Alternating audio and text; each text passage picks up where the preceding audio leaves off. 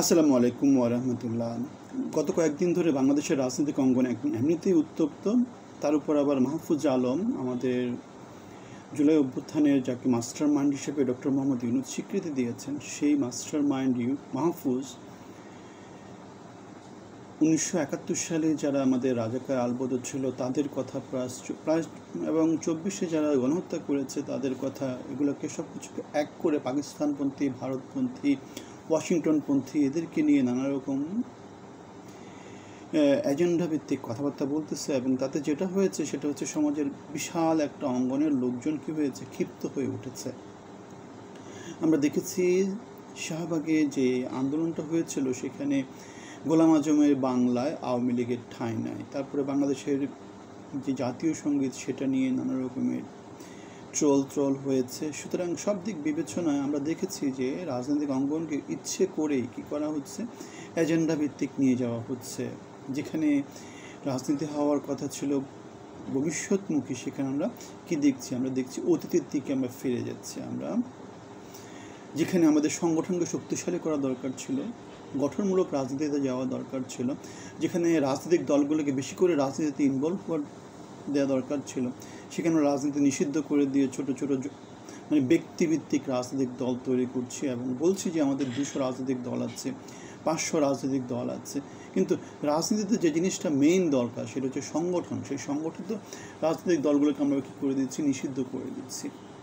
তাহলে আমরা একটা কথা বলেছিলাম, আওয়ামী লীগকে নিষিদ্ধ করা হয়েছে, এখন জামাতকে নিষিদ্ধ করার একটা চেষ্টা করা হচ্ছে।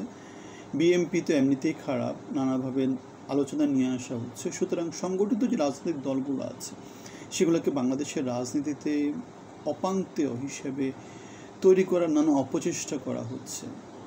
এখন স্বাধীনতার 55 বছর পরেও এই ইস্যুগুলোকে সামনে এনে যারা আনতেছে তাদের একটা উদ্দেশ্য প্রণোদিতভাবে তারা একটা ষড়যন্ত্রের অংশ হিসেবে এই কাজগুলো করছে, সেটা বুঝতে কিন্তু মনে হয় বাংলাদেশের জনগণের খুব বেশি অসুবিধা হচ্ছে না। গতকাল তামিরুল মিল্লাত সাংবাদিক ফোরাম একটা নিউজ করেছে যে একটা আওয়ামী লীগ নিষিদ্ধ হওয়ায় তামিরুল মিল্লাত টঙ্গীতে আনন্দ মিছিল এবং নৈশভোজ করেছে এবং একটা গরুকে জবাই করা হয়েছে যে গরুর নাম হচ্ছে মাহফুজ আলম। সুতরাং এটা নিয়ে আবার প্রতিক্রিয়া দেওয়া হচ্ছে। প্রতিক্রিয়া কি, যে মাহফুজ আলম হচ্ছে আমাদের গণ অভ্যুত্থানের অন্যতম সংগ্রামী বিপ্লবী, একটা গরুর নাম মাহফুজ আলম রেখে সেটাকে জবাই করে খাওয়ার মধ্যে একটা বিভৎস, কুৎসিত এবং কদর্য দিক আছে। বাংলাদেশের সমাজে সেই জিনিসটা হরহামেশাই প্রকাশিত হয় এবং সেটার কারণটা কি সেটা আমরা বলেছিলাম যে বাংলাদেশে যেহেতু কর্মসংস্থানের ব্যবস্থা নাই, যেহেতু সত্যিকার শিক্ষিত করার মতো যেই প্যারামিটারগুলো দরকার সেগুলো নয়, রাজনীতি যেহেতু পচা, কেননা জনগণকে ম্যানেজ করতে হলে তাদেরকে ওই নষ্ট কাজের মধ্যেই রাখতে হয়। ছাত্র রাজনীতি পৃথিবীর কোথাও হয় না, বাংলাদেশে সেটা আমাদের সরকার থেকেই প্রমোট করা হয়। বড় বড় রাজনৈতিক দলগুলো বড় বড় যে ব্যানারগুলো থাকে সেগুলো ছাত্র রাজনীতির ব্যানারেই থাকে, আর ছাত্ররাও সেখানে ইনক্লুড হয়।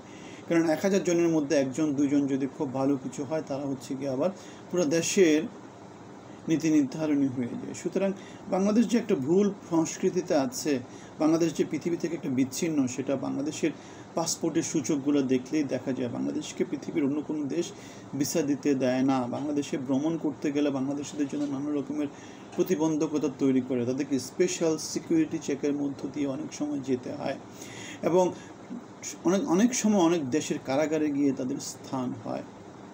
হয়তো এক দেশে যায়, সেই দেশ থেকে অন্য দেশে যায়, পরে আর দেশেই ফেরত আসে না। তো সব দিক বিবেচনায় আমাদের ইউনূস সরকার বাংলাদেশকে গত 9 মাসে খারাপ থেকে খারাপের দিকে নিয়ে যাচ্ছে। ভালো কিছু কিন্তু আমরা দেখছি না।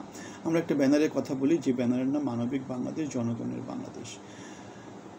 আপনারা আমাদের সাথে ইনক্লুড হতে পারেন, আমরা আপনাদের কথা বলি, আমার কথা বলি, বাংলাদেশের কথা বলি। ভালো থাকবেন, সবার জন্য শুভকামনা।